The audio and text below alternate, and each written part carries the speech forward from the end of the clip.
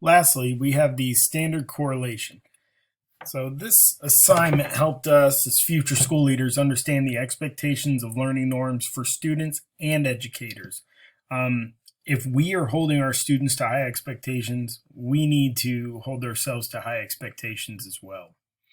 Learning norms for students means accountability and ownership for their own learning and success. They will take education into their own hands and make it to what they need to be successful for their chosen path in the future. This is making sure they're prepared for life after high school and a contributing member of society. Being able to reflect, communicate, cultivate, and model these norms for students and staff is crucial for the learning process and making sure that everybody takes it seriously and ensuring that everybody can be successful. And establishing these educational norms and expectations for students is important, but maintaining them and communicating about them is the key to having a learning environment that really promotes success. Next, we have relevance. This assignment helped me realize that while it's important to establish professional norms for my staff, it's just as important to establish and maintain learning norms for the students as well. Now, not every student is going to want to take advantage of their education and tailor it to their needs and wants, but we got to hold that expectation to them. I mean, you think these kids want to be in a choir class if they don't sing? Do you think they want to take art if they don't enjoy drawing? We need to have them really have some content that's related to them and their future potential career.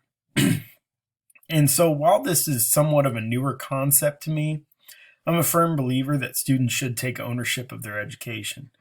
And it's invigorating to see how we can, set our students on the path for accountability by establishing, maintaining, and communicating about these norms.